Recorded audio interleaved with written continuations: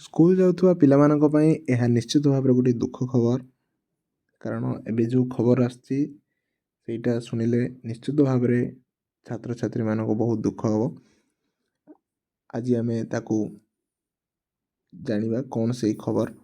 ତା ପୂର୍ବରୁ ଯେଉଁମାନେ ଏହି ଭିଡ଼ିଓକୁ ସବସ୍କ୍ରାଇବ୍ କରିନାହାନ୍ତି ସବସ୍କ୍ରାଇବ୍ କରନ୍ତୁ, ସାଙ୍ଗମାନଙ୍କ ସହିତ ସେୟାର କରନ୍ତୁ। ତ ଖବରଟି ହେଉଛି ସ୍କୁଲରେ ଆଉ ପାଳନ ହେବନି ଗୁରୁ ଦିବସ ଆଉ ଶିଶୁ ଦିବସ ହେଲା।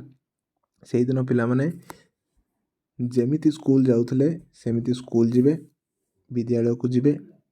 ଅନ୍ୟ ଦିନ ଗୁଡ଼ିକ ଭଳି ସେଇଦିନ ମଧ୍ୟ ପାଠପଢ଼ା ହେବ, କୌଣସି କାର୍ଯ୍ୟକ୍ରମ ହେବ ନାହିଁ ବୋଲି ଘୋଷଣା କରାଯାଇଛି ହେଲା। ତ 2026 ମସିହାରୁ ଏଇଟା ଲାଗୁ ହୋଇଯିବ। ବହୁତ ଜିନିଷ ଅଛି କିନ୍ତୁ ଏଇ ଜିନିଷ ଛାତ୍ରଛାତ୍ରୀମାନଙ୍କୁ ଦୁଃଖ ଦେଇପାରେ ହେଲା। ବହୁତ ଜାଗାରେ ଏହାକୁ ବିରୋଧ ମଧ୍ୟ କରାଯାଇଛି ହେଲା। ତ ଆ ବିଷୟରେ ତୁମମାନେ କ'ଣ ଚିନ୍ତା କରୁଛ କମେଣ୍ଟରେ ଜଣାଅ। ପୁଣି ମିଶିବା ନୂଆ ଏକ ଭିଡ଼ିଓରେ।